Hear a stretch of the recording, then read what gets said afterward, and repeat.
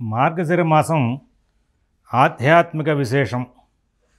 మార్గశిర మాసం మనకి గీతలో కూడా జగద్గురు శ్రీకృష్ణ పరమాత్మ తానకు చాలా ప్రీతికరమైనటువంటి మాసంగా ఆయన అభివర్ణించారు. ఈ మాసంలో నిత్యం మనం చేయాల్సినటువంటి అనుష్ఠానాలు ఏమిటి, అసలు మనం ఏం చేయాలి, దీనికి ఎందుకు ఇంత విశేషం అంటే, ఈ మాసంలో చాలా గొప్పదైనటువంటి కార్యక్రమాలు జరిగినాయి. అందులో ప్రధానంగా ప్రారంభంలో షష్ఠి నాడు సుబ్రహ్మణ్యేశ్వర స్వామి యొక్క షష్ఠి. ఆ సుబ్రహ్మణ్య షష్ఠి నాడు మరి అదొక ఆధ్యాత్మికమైనటువంటి దినంగా మనం భావిస్తూ ఉంటాం. ఆ తర్వాత మరి ఇంకా మనకి కాలభైరవాష్టమి, అష్టమి నాడు, ఏకాదశి నాడు ఒక్కొక్కసారి మరి ముక్కోటి ఏకాదశి తగులుతూ ఉంటుంది, ఒకసారి తగలదు. కానీ ఆ రోజున గీతా జయంతి, అదొక చాలా గొప్పదైనటువంటి రోజు. ఆ తర్వాత త్రయోదశి నాడు హనుమద్వ్రతం, దత్తోత్పత్తి ఈ కాలం జరిగింది. ఆధ్యాత్మిక చింతనలో అందరూ కూడా ఆధ్యాత్మిక జీవనం చేస్తూ భక్తి మార్గంలో నుంచి జ్ఞాన మార్గం, తర్వాత వైరాగ్యంలోకి వెళ్ళాలి అనుకుంటారు. అలాగ వెళ్దాం అనుకునే వాళ్ళందరికీ కూడా మరి ఈ యొక్క దత్తోపాసన చాలా విశేషంగా చెప్పబడి ఉంది. దత్తోపాసన చేస్తూ ఆధ్యాత్మిక జీవనం చేసే వాళ్ళందరికీ కూడా క్రమక్రమంగా మంచి గురువులు దొరకడం, అక్కడి నుంచి వాళ్ళు ఈ యొక్క విద్యా వ్యాసంగంలో యోగ విద్యను అభ్యసించడం, అటు నుంచి ముందుకు వెళ్ళే అవకాశం వస్తుందంటూ ఉంటారు. అందులో భాగంగా దత్తుణ్ణి అనుష్ఠించడం అనేది. అలాగే పరశురామ జయంతి బహుళ పాడ్యమి, ఆ రోజున బహుళ విధి నాడు. మరి ఈ విధంగా చాలా చక్కనైనటువంటి పర్వాలని కూడా ఈ మార్గశిర మాసం నడుస్తూ ఉంటాయి. అందుకోసమే ఈ మార్గశిర మాసాన్ని మనం సమయం వృధా చేసుకోకుండా మొత్తం అంతా కూడా, మాసం అంతా కూడా ఆ పరమేశ్వరుడు యొక్క, ఆ శ్రీ మహావిష్ణువు యొక్క నామస్మరణతో కాలక్షేపం చేయడం. ఓం నమో భగవతే వాసుదేవాయ. మరి ఆ నామాన్నే ఎక్కువగా మనం ఎక్కడ పడితే అక్కడ ఉచ్చరిస్తూ ముందుకు వెళ్ళచ్చు. అలాగా మరి ఈ యొక్క నామస్మరణ చేస్తూ ఉండగా భగవంతుడి దగ్గరికి వెళ్ళే అవకాశం వస్తుంది. గ్రహస్థితులు బాగాలేదు అని అనుకుంటూ ఉంటారు అంతా కూడా. గ్రహస్థితులు బాగుండకపోతాయి. అందరికీ కూడా అన్ని గ్రహాలు బాగుండడం జరగదు. ఈ గ్రహస్థితి బాగుండనప్పుడు కూడా ఈ గ్రహాలకి అధిదేవం సాక్షాత్తు శ్రీమన్నారాయణుడు. ఆయన తన పరిపాలనలో డిప్యూటీస్గా పెట్టుకున్నాడు. ఆయన ఈ అష్టదిక్పాలకులు ఏమిటి, పంచభూతాలు ఏమిటి, తర్వాత మన నవగ్రహాలు ఏంటి, ఇవన్నీ కూడా. ఈ గ్రహస్థితి బాగాలేదు అనే వాళ్ళందరూ కూడా మార్గశిరంలో మరి చక్కగా శ్రీమన్నారాయణుని నిత్యం అర్చిస్తూ ఉంటే, ఆయన అనుగ్రహిస్తే మీకు ఖచ్చితంగా గ్రహానుగ్రహం లభిస్తుంది. ఏమండి, ఎంతసేపు బాగాలేదు అనుకోవడం కంటే బాగుండేందుకు మనం ఏం ప్రయత్నం చేశాము అనుకోవాలి కదా. అందుకోసమే అనారోగ్యవంతులను చూసి కూడా జాలి పడకూడదు. అనారోగ్యవంతులు వెంటనే రోగ నిరోధానికి ఏమన్నా ప్రయత్నం చేశారు లేదా అని ఆలోచించాలి. చేయకపోతే అటువంటి ప్రయత్నాలు చేయించాలి. అలాగే జాతకంలో గ్రహస్థితి బాగాలేదు అని వాళ్ళందరినీ చూసి బాధపడకూడదు. గ్రహస్థితి బాగాలేదు కాబట్టి వీళ్ళు గ్రహశాంతి ఏం చేసుకున్నారు. నువ్వు గ్రహాలు నమ్మావు కదా, గ్రహాలు నమ్మినప్పుడు గ్రహశాంతి చేసుకోవాలి. అందులో అన్నీ చేయలేకపోవచ్చు. నీ జాతకం టైము కరెక్ట్గా ఉండకపోయి ఉండొచ్చు. ఇటువంటి అన్ని రకాల సందర్భాల్లోనూ కూడా ఆ శ్రీమన్నారాయణుని కనుక అర్చన చేస్తూ ఉంటే, ఆయన అనుగ్రహిస్తే నీకు జరగనదంటూ ఏం లేదు. చక్కగా నీకు కామన్ మ్యాన్ లైఫ్లో ఏవైతే జరగాలన్నీ కూడా జరుగుతూ ఉంటాయి. ఆ గ్రహాలను కూడా ఆయన, ఒరే అబ్బాయి మీరు ఆ జాతకుడిని ఇబ్బంది పెట్టకండి అని చెప్పి ఆయన ఆర్డర్ వేయగలిగినటువంటి వాడు. ఎందుకంటే ఆ గ్రహాలని కూడా ఆయన డిప్యూటీసే కాబట్టి. ఆయన అంత గొప్పవాడు కాబట్టి ఆయనకి ప్రీతికరమైన ఈ మార్గశిర మాసంలో నిత్యం ఆ శ్రీ మహావిష్ణువు యొక్క నామస్మరణతోనే కాలక్షేపం చేస్తూ ఉంటే ఎంతటి వాడికైనా సరే చెడు ఫలితాలు పోయి మంచి ఫలితాలు రావడం అనేది ఖచ్చితమైనటువంటి అంశం. ఇక శ్రీమద్భాగవతం అందరికీ కూడా బాగా తెలిసే ఉంటుంది, వినే ఉంటారు మీరు. ఆ శ్రీ మహావిష్ణువు యొక్క అవతార గాథల్ని, అలాగే శ్రీ మహావిష్ణువు యొక్క భక్తుల యొక్క కథల్ని అన్నింటినీ కూడా ఒక చోట పొందుపరిచినటువంటిది. ఆధ్యాత్మిక చింతనలో ప్రయాణం చేసే వాళ్ళకి మంచి మార్గదర్శిని. వేదాంత తత్వం అంతా కూడా ఆ భాగవతాన్ని అర్థం చేసుకోవడానికి కూడా అర్థమవుతుంది. అంటే ఆ భాగవతాన్ని మెకానికల్గా చూస్తే మెకానికల్ గ్రంథమే అది. ఖచ్చితంగా చెప్పాలి అంటే కనుక మెకానికల్గా ముందుకు వెళ్దాం అనుకున్న వాడికి కూడా ఆ కోణంలో చూస్తే మంచి గైడ్ అది. ఆధ్యాత్మిక జీవనానికి వెళ్దాం అనుకునే వాళ్ళకి ఆధ్యాత్మికంగా పెద్ద గైడ్ అది.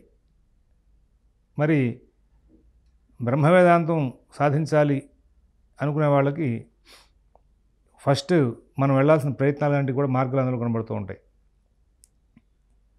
మరి అటువంటి గొప్పదైనటువంటి ఈ శ్రీమద్ భాగవతాన్ని ఈ మార్గశిర మాసంలో వింటే చాలా గొప్పదైనటువంటి ఫలితాలు వస్తాయి. చదివితే రావా అంటారేమో, పుస్తకాలు తెలుగులో వచ్చినాయి, ఇంగ్లీష్లో వచ్చినాయి, హిందీలో వచ్చినాయి, అన్నింటిలో ఉన్నాయి కాబట్టి ఏ భాష వాళ్ళు ఆ భాషలో పుస్తకం చదువుకోవచ్చు కదా అనుకుంటారేమో. కథలు వస్తాయి. కథల యొక్క ఆంతర్యం చాలా ఉంటుంది. ఆ కథ అలాగే ఎందుకు జరిగిందనడానికి కృష్ణలీలామృతం చూస్తున్నాం అనుకోండి.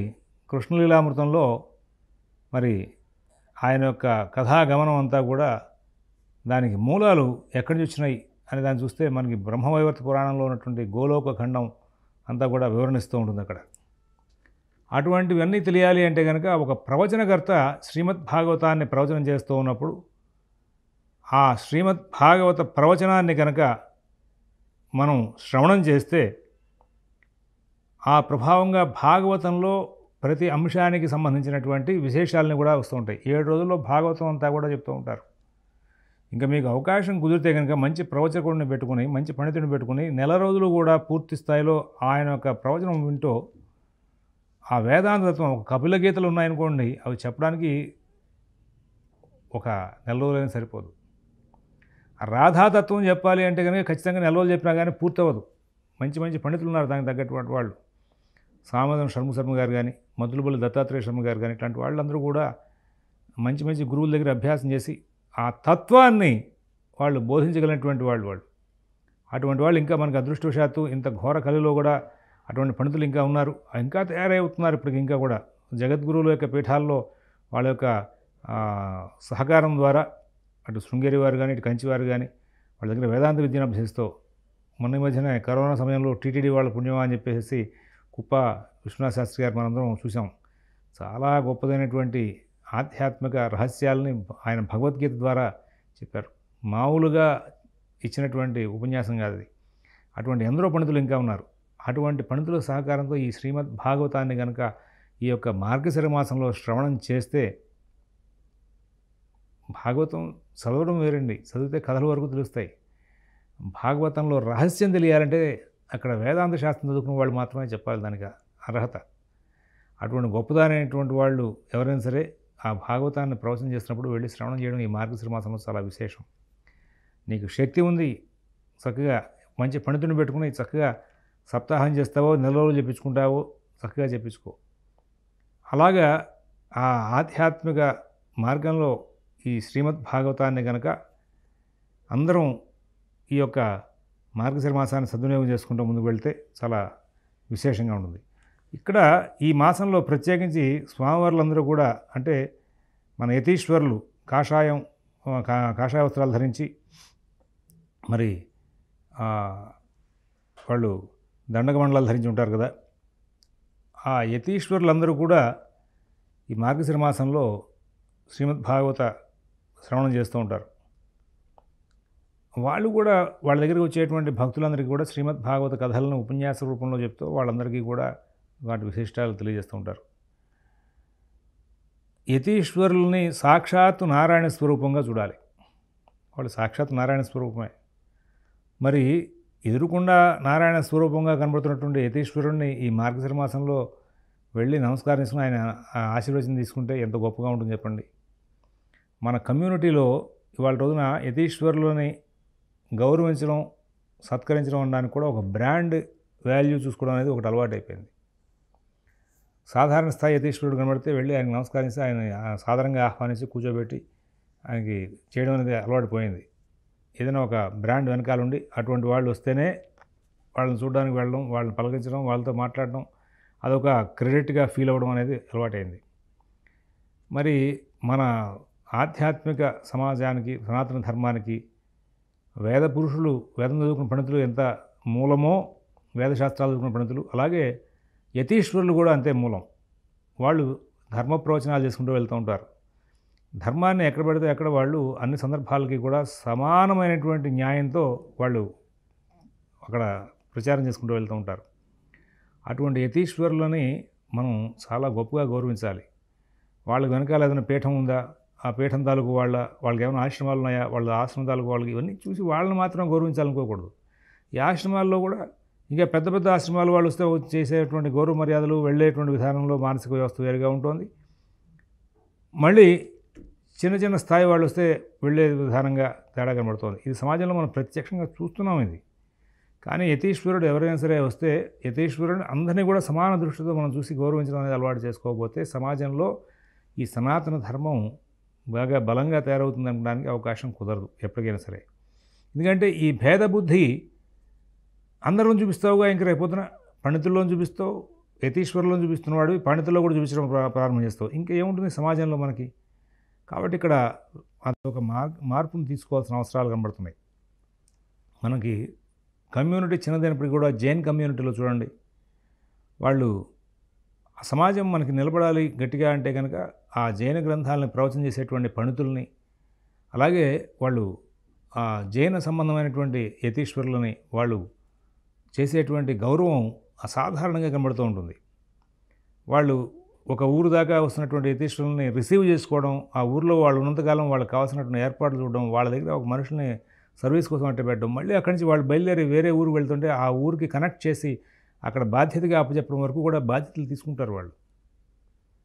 ఆ కమ్యూనిటీ వాళ్ళ భారతదేశంలో చిన్నదైనప్పటికీ కూడా అంత బలంగా ఎదగడానికి కారణం వాళ్ళు ఆ జైన గ్రంథాలను ప్రవచనం చేసేటువంటి పండితులు కూడా అట్లా అదే రీతిగా గౌరవిస్తూ, యతీశ్వరులకు అట్లా గౌరవిస్తూ వాళ్ళు ముందుకు వెళ్తున్నారు. అట్లాగా అంటే వాళ్ళు జైన సన్యాసులందరినీ కూడా అదే విధంగా గౌరవిస్తున్నారు. తద్వారా వాళ్ళందరికీ కూడా గుళ్ళల్లో వాళ్ళంటే పెట్టడం, వాళ్ళు చిన్న ఆ యతీశ్వరులు కూడా యతి ధర్మాల ప్రకారంగా వచ్చి అక్కడ గుళ్ళల్లో ఉండి వాళ్ళు వాళ్ళ యొక్క నియమానుసారంగా ఉంటూ వాళ్ళు ప్రవచనాలు చేసి చక్కగా అందరికీ కూడా ఆధ్యాత్మిక ప్రవచనాలను చేసి వెళ్తూ ఉంటారు. మరి అటువంటి తీరు మన సనాతన ధర్మంలో కూడా రావాలి.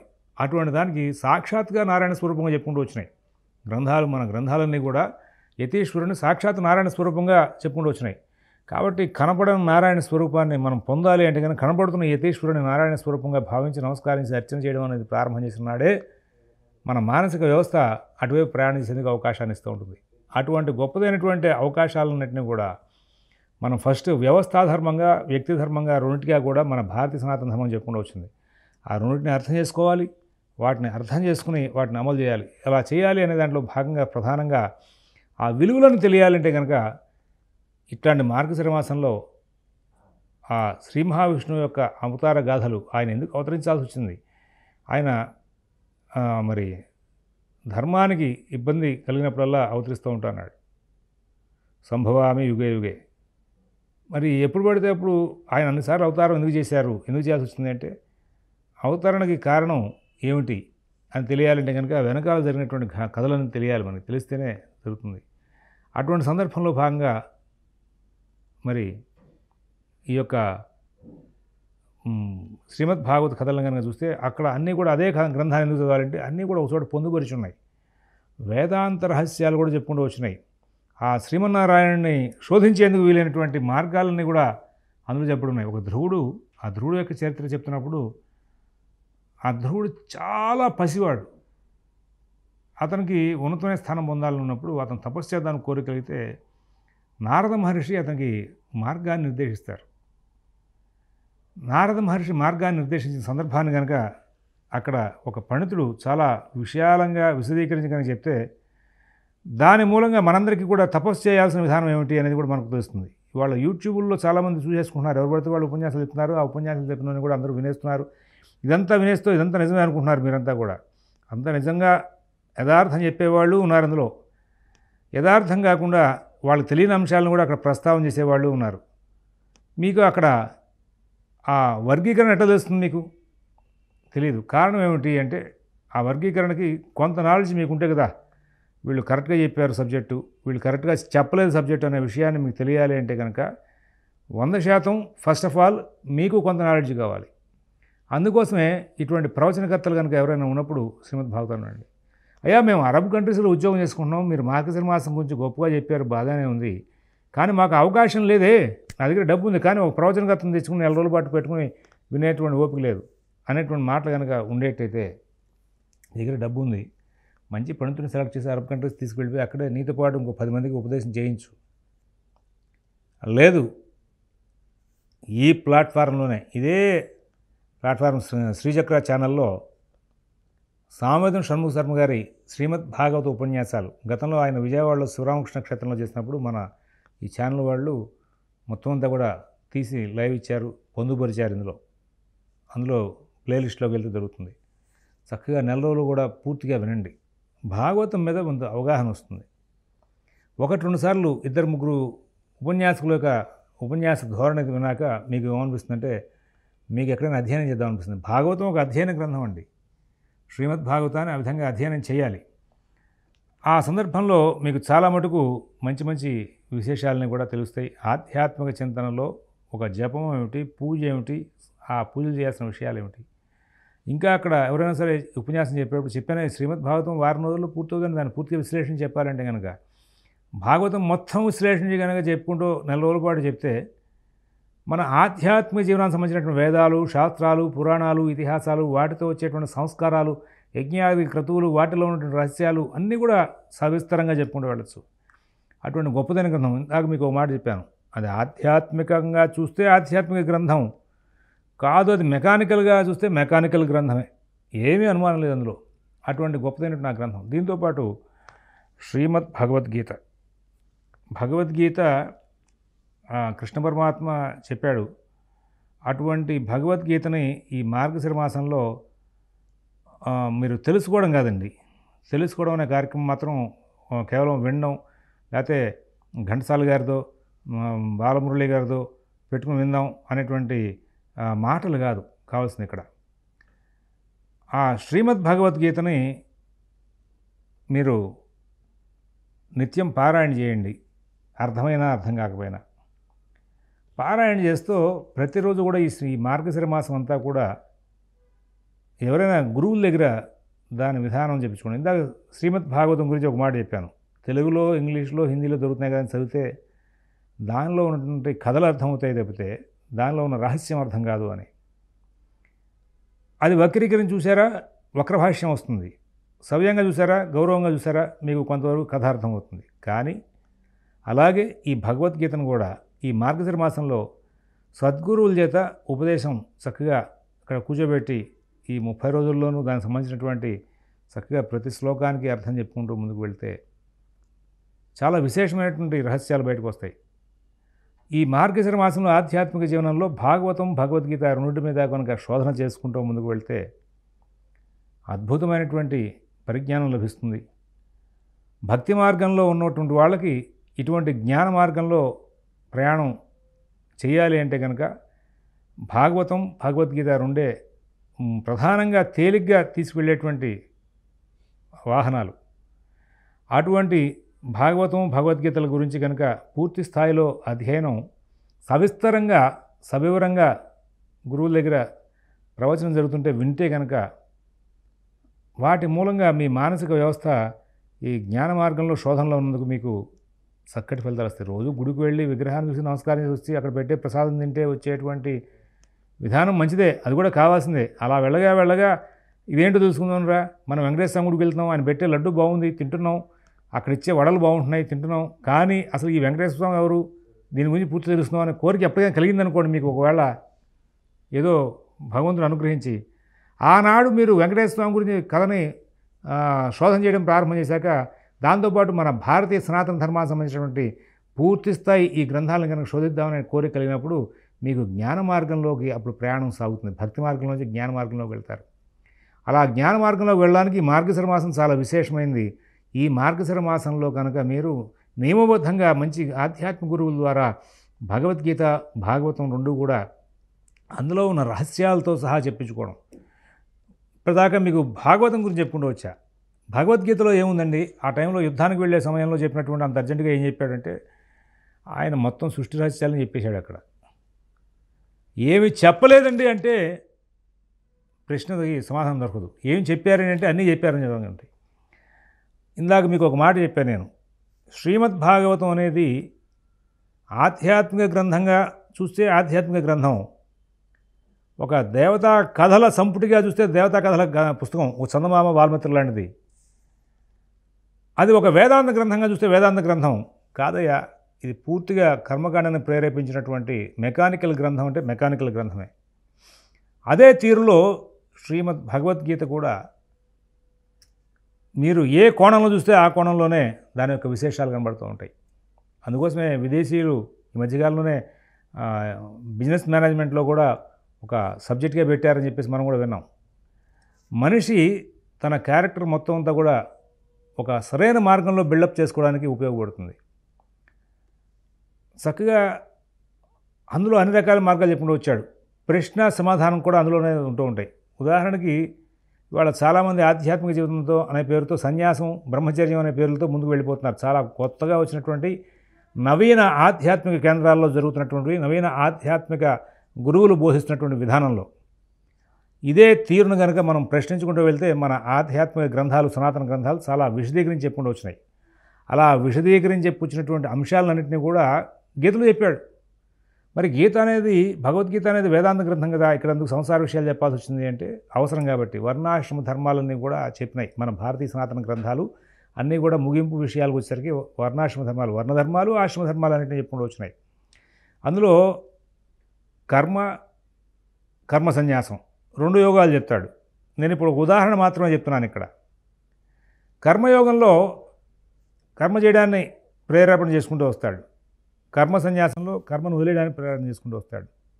ఈ 2 ఒక చోటే చదివాక మీకు అనుమానం వస్తుంది, ఇంతకీ ఏది కరెక్టు అని. అసలు కర్మ అంటూ ఉంటేనే కదా కర్మ సన్యాసం ఉండేది. కర్మ లేకుండా నీ కర్మ సన్యాసం ఎట్లా పుట్టుకొస్తుంది? కాబట్టి కర్మను అనుష్ఠించాలి కదా. అందుకోసం ఆయన గీతాచార్యుడు ఇలాంటి అనుమానాలు నీకు వస్తాయిరా అబ్బాయి, నీ అనుమానాల దగ్గరికి తీసుకురాకు. సన్యాస కర్మయోగశ్చ నిశ్రయ సకరాబుహౌ తయోస్తు కర్మ సన్యాసాత్ కర్మయోగో విశిష్యతే అని చెప్పి సమాధానం కూడా ఆయన చెప్పేస్తాడు. ఇలా ప్రశ్నలు మనకు ఉద్భవిస్తాయి. ఈ భగవద్గీత ఒకటోసారి వింటున్నప్పుడు కొన్ని రకాల అనుమానాలు వస్తాయి. రెండోసారి వింటున్నప్పుడు మళ్ళీ కొన్ని అనుమానాలు వస్తుంటాయి. మూడోసారి వచ్చినప్పుడు ఇంకా అనుమానాలు వస్తుంటాయి. ఇట్లాంటి అనుమానాలు ఏవైతే నీకు ఉన్నాయో నీ ప్రతి అనుమానానికి కూడా ఆయన అక్కడ మరి చక్కటి సమాధానం చెప్పుకుంటూ వచ్చాడు అదే గ్రంథంలో. అలాగా బిల్డప్ చేయబడినటువంటి గ్రంథం అది. అటువంటి గొప్పదైనటువంటి ఆ భగవద్గీతని మీరు కనుక అనుష్ఠించడం, ఆస్వాదించడం, ఇందాక మీకు ఒక మాట చెప్పాను, మీ భాషలో దొరుకుతుంది కదా అని చెప్పి చదువుకోవద్దు. అది సద్గురువుల దగ్గరే, అది కూడా వేదాంత తత్వం బాగా తెలిసినటువంటి గురువుల దగ్గరే కూర్చుని మీరు వినాలి. అటువంటి వాళ్ళ దగ్గర వినండి. కుప్పా విశ్వనాథ శాస్త్రి గారు, నేను చాలామంది భగవద్గీతలో ఉపన్యాసాలు విన్నాను, భాగవత ఉపన్యాసాలు విన్నానండి. నేను నా లైబ్రరీలో ఆ సీడీలన్నీ కూడా లోడ్ చేసి పెట్టుకున్నాను కావాలని. కుప్పా విశ్వనాథ శాస్త్రి గారి భగవద్గీత చాలా గొప్పగా ఉంటుంది. టీటీడీ వాళ్ళు కరోనా టైంలో రిలీజ్ చేస్తుంది. ఈ మార్గశిర మాసం అంతా కూడా దయచేసి ఈ నెల రోజుల్లోనే భగవద్గీత మొత్తం వినండి. చాలా గొప్పదైన స్థాయి లభిస్తుంది. భగవద్గీత మీద మీకు చాలా కాలంగా శోధన చేస్తున్న వాళ్ళ యొక్క నాలెడ్జ్ ఎంత ఉంటుందో ఆ స్థాయిలో మీరు ఏదైనా డౌట్లు అడగాలన్నా, ప్రశ్నించాలన్నా, వాళ్ళు చెప్పే దాంట్లో మళ్ళీ ఎదురు ప్రశ్న వేయాలన్నా అంత నాలెడ్జ్ కూడా వస్తుంది. దాంతోపాటు మీకు భక్తి మార్గమే ప్రయాణం చేసేందుకు వీలైనటువంటి విషయాలు ఎన్నో ఆ ఉపన్యాసంలో దొరుకుతాయి. సమయం వృధా చేసుకోకండి. ఒక మార్గశిర మాసం వెళ్ళిపోతే మళ్ళీ సంవత్సరం దాకా చూస్తే కానీ మార్గశిర మాసం రాదు. అయితే ఈ శ్రీమద్ భాగవతం, భగవద్గీత గ్రంథాలని రెండింటినీ కూడా అధ్యయనం చేయడానికి మార్గశిర మాసం అనే దాన్ని ఒక్కదాన్నే ఒక నియమంగా పెట్టుకుని దాని మీద స్టికానై మనం వాటిని అమలు చేసుకుంటూ ముందుకు వెళ్ళాల్సిన అవసరం ఏం లేదు. జీవితంలో ఖాళీ దొరికినప్పుడల్లా వాటిని శోధించుకుంటూ ముందుకు వెళ్ళచ్చు, ప్రశాంత చిత్తంతో శోధించుకుంటూ వెళ్ళచ్చు. అలా వెళ్ళిన వాళ్ళకి ఖచ్చితంగా వాళ్ళు సాంసారిక జీవితంలో ఉన్నప్పటికీ కూడా జనక మహారాజు దగ్గరికి శుక మహర్షి వెళ్ళినప్పుడు ఆయనకు అనుమానం వస్తుంది. తండ్రి అయినటువంటి వ్యాసుల వారు చెప్తారు, నాన్న నువ్వు వెళ్ళరా, జనక మహారాజు దగ్గరికి వెళ్ళు, ఆయన దగ్గర నువ్వు శోధించాల్సిన వేదాంత తత్వం చాలా ఉంది అంటే, ఆయన రాజ్యం పరిపాలిస్తున్నాడు, సంసార జీవితంలో ఉన్నాడు, ఆయన దగ్గరికి వెళ్తే నాకు తెలిసేది ఏమిటి అనుకుంటూ అది తండ్రి ఆజ్ఞ పాటిద్దాం అనుకుంటూ బయలుదేరి వెళ్ళాడు మిథిలా నగరానికి. వెళ్ళాక ఆయనకి అర్థమైంది, ఓహో మనం మోక్ష మార్గానికి ప్రయాణం చేయాలి అనే దానికి సంసారం అనేది ఒక బంధం కాదు అని ఆయన దగ్గరికి వెళ్ళాక అర్థమైంది. అలాంటి జ్ఞానం మీకు రావాలి అంటే మీకు ఒక ఆధ్యాత్మికంగా ప్రయాణానికి సంబంధించినటువంటి రూట్ తెలియాలి. ఆ జర్నీ చాలా సేఫ్గా, చాలా స్మూత్గా చేయించగలిగిన గ్రంథం భగవద్గీత, శ్రీమద్ భాగవతం. ఆ శ్రీ మహావిష్ణువుకి ప్రీతికరమైనటువంటి ఈ మాసంలో ఆ రెండింటిని కూడా అధ్యయనం చేయండి. కేవలం పాఠకులుగా కాకుండా, శ్రోతలుగా కాకుండా, దానికి సంబంధించి భాగవత విద్యార్థిని నేను, భగవద్గీత విద్యార్థిని నేను అనే ధోరణిలో మీరు దానికి ఆధ్యాత్మిక గురువుల దగ్గర అధ్యయనం చేయండి. అవకాశం లేని వాళ్ళు నెట్లో డౌన్లోడ్ చేసుకుని చక్కగా వినండి. ఇవాళ టెక్నాలజీ పెరిగింది, సైన్సు ఇలా పెరిగి ఈ టెక్నాలజీతో అనేక రకాలైన ఇన్స్ట్రుమెంట్స్ మనకి ఇస్తున్నది. మనం ఆధ్యాత్మిక మార్గంలో వీటిని కూడా సద్వినియోగం చేసుకుంటే మనం మంచి కాలక్షేపం చేసినట్టే లెక్క. అలా మంచి కాలక్షేపం చేయని వాడు ఎక్కడున్నా వృధానే. మనం మంచి మాసంలో, మార్గశిర మాసంలో ఉన్నాం. అలాగే మన తత్వాన్ని కూడా మంచిగా నడిపి మార్గశిర మాసంలో ఖచ్చితంగా మీరు ఇటువంటి ఆధ్యాత్మిక చింతనతో కనుక ప్రయాణం చేస్తే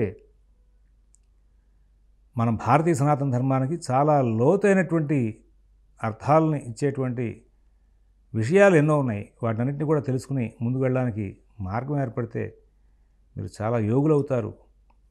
ఈ భౌతికంగా మనం ఇదే ప్రపంచంలో ఇక్కడే మన ఉద్యోగాలు చేసుకుంటూ మన కుటుంబంతో కలిసి కాలక్షేపం చేస్తూ అటువంటి ప్రయాణం చేశాక మీ దగ్గరకు నవగ్రహాల యొక్క చెడు ప్రభావాలు తేరవు. మీకు ఒక మాట చెప్పా ఇందాక ప్రారంభంలోనే, ఈ నవగ్రహాలు కూడా శ్రీ మహావిష్ణువు తన పరిపాలన కోసం ఏర్పాటు చేసుకున్నటువంటి డిప్యూటీసు. కాబట్టి మనం ఆ అధిదేవుణ్ణి పట్టుకుని ఆయన శోధనలో ప్రయాణం చేస్తున్నప్పుడు ఈ గ్రహాలు కూడా మీకు అనుగ్రహిస్తాయి. వీడు మంచి మార్గంలో ఉన్నాడు. ఎందుకంటే పుణ్యం వాప్యథపాప రూపమపి వా కర్మార్జితం రాగ్ భవేత్ తత్పాగోత్రతు ఖేచరస్య హి దశాభుక్త్యాదిభిర్న్యాయతే అని చెప్తుంది జ్యోతిషాస్త్రం. రే బాబు, నువ్వు చేసిన పుణ్యపాపాల ఫలితమే ఇవాళ సుఖ దుఃఖాలను అనుభవిస్తున్నావురా. వాటిని నువ్వు దూరం చేసుకుని ముందుకు వెళ్ళాలి అనేటువంటి నీకు భావన కనుక కలిగింది అంటే కనుక మళ్ళీ నువ్వు ఇక్కడ పుణ్యం చేయడం మొదలెట్టు. ఏ గ్రహాలు దశాంతర్దశ రూపంలో నీకు చెడు ఫలితాలు చూపిస్తున్నాయనేటువంటి భావన నీకు కలిగిందో తత్తత్ఖేడ దశా విభాగ చాహస్యం క్రమాత్ తత్ఫలం జ్ఞేయం దత్తధనిష్ట శాంతి కిరణాదిష్టం సుఖం ప్రాప్నుయాత్ అని చెప్పాడు. అటువంటి ఆ గ్రహాల యొక్క సంచారాన్ని నువ్వు శాంతింపజేసుకోవాలి అంటే కనుక ఆ గ్రహాలకు సంబంధించిన అధిదేవత అయినటువంటి ఆ శ్రీమన్నారాయణుడిని ఈ మాసంలో చక్కగా మీరు శోధన చేయడం ప్రారంభం చేయండి. సన్మార్గంలోకి ఎప్పుడైతే మీ యొక్క బండి ఆ ట్రాక్లోకి వెళ్ళిపోయిందో ఆటోమేటిక్గా శ్రీమన్నారాయణ మిమ్మల్ని అనుగ్రహిస్తాడు. ఆ భగవద్గీత యొక్క శోధన మూలంగా శ్రీకృష్ణ తత్వం తెలుస్తుంది. ఇందాక మీకు ఒక చిన్న మాట చెప్పాను, భాగవతం చదువుతూ ఉంటే దాని మూలాలు ఎక్కడో వేరే పురాణాల్లో ఉన్నాయి, అవి ఎట్లా తెలుస్తాయి, కృష్ణతత్వం ఎట్లా తెలుస్తుంది అంటే దానికి మరి బాగా విశేషమైనటువంటి గ్రంథ పరిజ్ఞానం కావాలి. మనం ఇప్పుడు ఒకసారి తెచ్చుకోలేము. కాబట్టి ఆ పౌరాణికులు ఎవరైతే ఉపన్యాసం చెప్తూ ఉంటారో అటువంటి పౌరాణికుల యొక్క ఉపన్యాస సంబంధమైనటువంటి అంశాలన్నింటినీ కూడా ఈ మాసంలో మీరు శ్రవణం చేస్తూ ఉంటే, ఆయన ఏదో బ్రహ్మవైవర్త పురాణంలో గోలోక ఖండం గురించి మాట్లాడారురా, అక్కడ రాధాతత్వాన్ని చాలా విశాలంగా చెప్పుకుంటూ వచ్చాడు. కాబట్టి ఇక్కడ మనకి భాగవతంలో రాధాతత్వం అసలు చాలా గోప్యంగా ఉంది. కాబట్టి దీని గురించి మనం శోధన చేద్దామని మనం ఆటోమేటిక్గా బ్రహ్మవైవర్త పురాణంలో వెళ్ళిపోతాం. అలా 1 by 1 ఆ తత్వం పెరిగాక మనకి పురాణాల మీద, ఇతిహాసాల మీద, ఇలాంటి గ్రంథాల మీద జ్ఞానం పెరిగాక మనం తప్పనిసరిగా యోగులం అవుతాం. మనం నెక్స్ట్ జనరేషన్కి ఆధ్యాత్మికతని మళ్ళీ మనం పంచేందుకు వీలైనటువంటి మార్గానికి వెళ్తాం. అటువంటి మార్గాన్ని ఇచ్చే మాసం కాబట్టి మార్గశిర మాసం అయింది. కాబట్టి వాటన్నిటిని కూడా మీరందరూ కూడా చక్కగా అనుష్ఠించి సానుకూలం చేసుకుంటారు. ఈ మార్గశిర మాసాన్ని ఈ క్రోధినామ సంవత్సరంలో మార్గశిర మాసంతో మొదలెట్టండి. ఇక్కడి నుంచి నిత్యం కొంత సమయాన్ని భాగవతం, భగవద్గీత యొక్క శ్రవణానికి మీరు, మనకి నెట్లో చాలామంది ఉపన్యాసాలు ఉన్నాయి, అన్నీ కూడా డౌన్లోడ్ చేసి వింటూ ఉండండి. మీ మానసిక వ్యవస్థ చాలా మార్పులోకి వస్తుంది. వచ్చాక చాలా ఆధ్యాత్మికంగా మీరు చాలా పెద్ద స్థాయిలోకి వెళ్తారు. భక్తి మార్గం నుంచి జ్ఞాన మార్గంలో ప్రయాణం చేయడం ప్రారంభం చేయండి. ఎంతసేపు గుళ్ళు గోపురాలు తిరుగుతూ అక్కడే మనకి కాలక్షేపం చేస్తూ ఉంటే ఎంతసేపు డబ్బులు కట్టడం, టికెట్లు తీసుకోవడం, దర్శనానికి లేట్ అయితే తిట్టుకోవడం, అక్కడే ఉండిపోతాం. మన ప్రయాణం జ్ఞాన మార్గం వైపు వెళ్ళదు. ఇంకా మహా అయితే వాళ్ళు ఇచ్చే ప్రసాదం తింటాం, రుచిగా ఉంది, రుచిగా లేదు, దద్దోజనంలో ఏం తగ్గింది, పులిహారలో ఏం ఎక్కువైంది చెప్పడం వరకే ఆగిపోతాం అక్కడ. భక్తి మార్గం నుంచి మనం వెంటనే వీటికి షిఫ్ట్ అవ్వాలి. మన ప్రయాణం జ్ఞాన మార్గం వైపుకి వెళ్ళాలి. ఆ జ్ఞాన మార్గానికి వెళ్ళడానికి వీలైనటువంటి మార్గాన్ని చూపించే మాసం కాబట్టి మార్గశిర మాసం అనిపించారు దాన్ని. మార్గదర్శిని అది. ఈ మాసాన్ని సద్వినియోగం చేసుకోండి. ఎన్నాళ్ళు ఇట్లా ఉంటారు. ఇంకా ఆ గుడికి వెళ్తేనే గుళ్ళు అందరూ కలిసి ఒక ప్రవచనకర్తను పెట్టుకోండి. పెట్టుకుని శ్రీమద్ భాగవతం భగవద్గీతని ఈ నెల రోజులు కూడా పౌరాణికుల చేత ఉపన్యాసాలు చెప్పించుకుని వినండి. మా అదృష్టవశాత్తు మా కామకోట నగర్లో మాకు చిన్నప్పటి నుంచి కూడా, నాకు ఇప్పుడు 52 సంవత్సరాల వయసు, నా ఊహ వచ్చిన దగ్గర నుంచి కూడా నేను పురాణాలు ఇతిహాసాలు చదవడానికి చేసిన కాలక్షేపం అంటే కూడా వినడానికి చేశాను. చిన్నప్పుడు ఎక్కువ కాలక్షేపం హరికథలు, బుర్రకథలు, పురాణాలు ఇవన్నీ కూడా ఎక్కువ నడుస్తుండేవి. ఏదైనా నాటకాలు వేయించినా కానీ రామాయణము లేకపోతే ఇట్లాంటివే వేయించేవాళ్ళు. వాటి ప్రభావంగా ఒక్కొక్క ప్రవచనకర్త చెప్పినటువంటి విశేషాలని, అనేకమైన విశేషాలను నేను శ్రవణం చేయడం మూలంగా అనేక కోణాల్లో ఒక్కొక్క కథని ఆలోచించే శక్తి ఇవాళ వాళ్ళందరి పుణ్యమే. అటువంటి గొప్పదైనటువంటి ఆ మార్గం ఇంకా కామకోట నగర శంకరమఠంలో నడుస్తోంది. భాగవతాలు ఉపన్యాసాలు చెప్పించడాలు, వేదార్థ పండితుల చేత ఉపన్యాసాలు చెప్పించడాలు ఇవన్నీ నడుస్తున్నాయి. అటువంటి కాలక్షేపం చేయాలి. ఎప్పుడు కూడా మనుష్యత్వం ముముక్షుత్వం మహాపురుష సంశ్రయ అని చెప్పాడు శంకరాచార్య స్వామివారు వివేక చూడమణిలో. చాలా చిన్నదైనటువంటి జన్మ మన జన్మ, అందులో చాలా చిన్నదైనటువంటి ఈ జీవితాన్ని సన్మార్గం వైపు ప్రయాణం చేయించాలి అంటే ఇట్లాంటి మాసాలన్నింటినీ కూడా సద్వినియోగం చేసుకోవాలి. అందువలన మీరు ఒక దేవాలయానికి వెళుతున్నారంటే దేవాలయానికి వెళ్ళే భక్తులు 10 మంది కలవండి, ఒక ఆధ్యాత్మిక గురువుని పెట్టించుకోండి, చక్కటి దీక్ష చేయండి. ఈ మార్గశిరంలో అందరూ కూడా శ్రీమద్ భాగవతం భగవద్గీతను శోధన చేయండి. మీకు చాలా నాలెడ్జ్ వస్తుంది. తర్వాత నేను చెప్పిన దాంట్లో నా అక్షరం తప్పు ఉందేమో చెప్పండి, అనలేరు మీరు. నేను మీకు ఓపెన్ ఛాలెంజ్ చేస్తున్నాను. ఈ సమయాన్ని సద్వినియోగం చేసుకుంటారని భాషిస్తూ స్వస్తి.